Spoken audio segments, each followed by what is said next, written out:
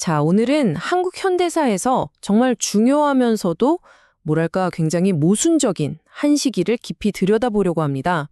바로 엄청난 희생을 딛고 눈부신 성장을 이뤄냈던 그 시대의 이야기죠. 모든 이야기의 시작은 1961년 5월 16일 새벽으로 거슬러 올라갑니다. 군인들이 서울의 한강다리를 건너서 주요 시설들을 장악해요. 그리고 국민들 앞에 아주 강력한 약속 하나를 내걸죠. 네, 바로 박정희 소장이 이끌었던 이 군사 쿠데타가 수십 년간 이어질 군사 통치의 서막을 연 건데요.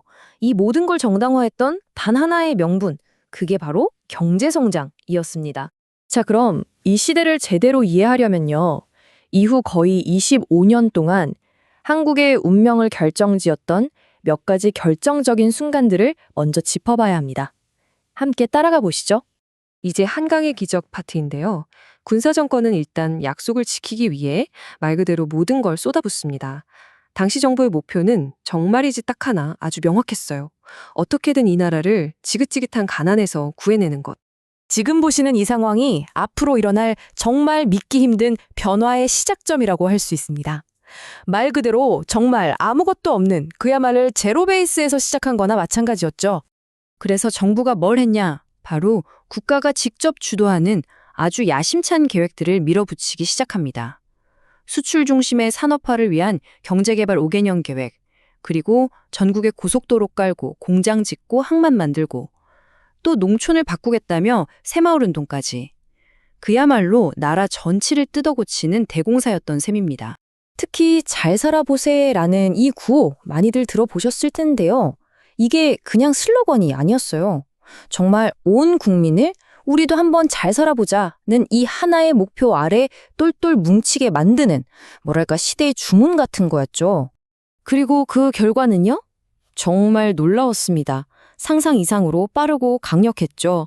전쟁의 폐허 위에서 불과 한 세대 만에 이런 성장을 이뤄낸 이 성공 스토리는 전 세계가 한강의 기적이라고 부르면서 주목하게 됩니다. 하지만 이 눈부신 기적 뒤에는 아주 어두운 그림자가 있었습니다. 바로 엄청난 대가를 치러야 했다는 거죠.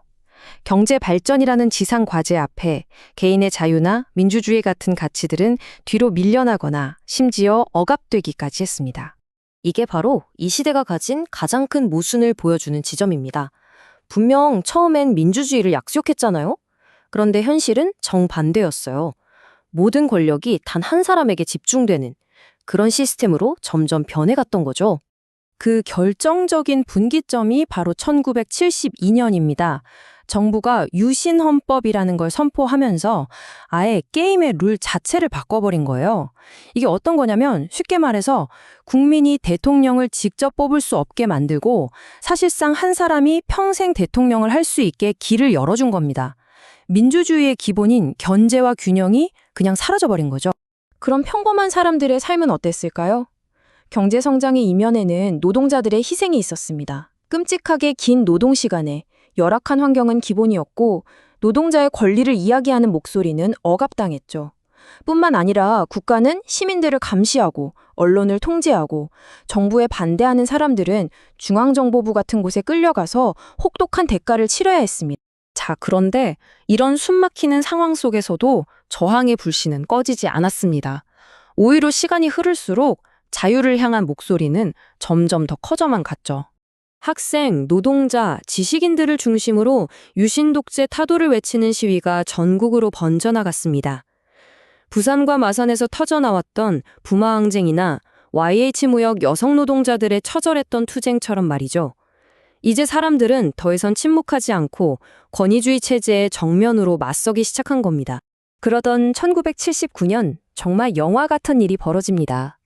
현직 대통령이 자신의 최측근이었던 중앙정보부장의 총에 맞아 사망하는 사건이 터진 거죠. 잠깐이나마 이제 민주주의가 오나 하는 기대감이 피어올랐지만 그 희망은 오래가지 못했습니다. 전두환을 중심으로 한 또 다른 군인들, 이른바 신군부가 쿠데타를 일으켜서 권력을 장악해버렸기 때문이죠. 그리고 1980년 5월 바로 이 신군부의 등장과 비상계엄 확대에 저항하며 광주에서 시민들이 들고 일어났습니다. 계엄령을 철폐하고 민주주의를 돌려달라는 외침이었죠. 하지만 신군부의 대답은 총과 칼이었습니다. 계엄군을 투입해서 시위하던 자국의 시민들을 무자비하게 진압한 거죠. 이 과정에서 정말 수많은 분들이 희생됐습니다. 대한민국 현대사에서 가장 비극적인 사건 중 하나인 5.18 광주 민주화 운동은 우리 모두에게 정말 깊고 또 지워지지 않는 상처를 남기게 됩니다. 신군부의 철권 통치는 계속됐지만 사람들의 요구는 오히려 더 분명하고 단단해졌습니다. 1980년대 내내 울려 퍼졌던 외침은 딱 세 가지로 모아졌어요. 독재 타도, 헌법 개정, 그리고 가장 중요한 대통령 직선제. 내 손으로 직접 대통령을 뽑게 해달라는 것. 바로 그거였습니다. 자, 이렇게 보면 이 시대는 두 개의 거대한 힘이 계속 충돌하는 모습이죠. 바로 성장과 희생. 이 두 가지 키워드가 이 시대가 남긴 아주 복잡한 유산을 설명해 줍니다. 누군가는 눈부신 성장의 시대라고 말하고 또 다른 누군가는 깊은 상처의 시대라고 말합니다. 아마 둘 다 맞을 겁니다. 이 시대의 이야기는 이 엄청난 성취와 그만큼의 거대한 고통이 그야말로 뒤엉켜 있는 그런 역사라고 봐야겠죠. 결국 상황이 아주 흥미로운 역설에 도달하게 됩니다. 경제가 발전하고 사람들이 먹고 살만해지니까 이제는 그동안 억눌려왔던 것들, 즉 자유와 민주주의에 대한 갈망이 더 이상 참을 수 없을 만큼 커져버린 겁니다. 경제 성장만으로는 사람들을 만족시킬 수 없다는 게 분명해진 거죠. 그렇다면 과연 경제 성장만으로는 채울 수 없는 것, 그건 대체 무엇일까요? 바로 이 질문에 대한 대답이 1987년 대한민국을 뒤흔들었던 거대한 민주화 항쟁으로 이어지게 됩니다. 그 이야기는 다음 시간에 더 깊이 들어가 보도록 하겠습니다.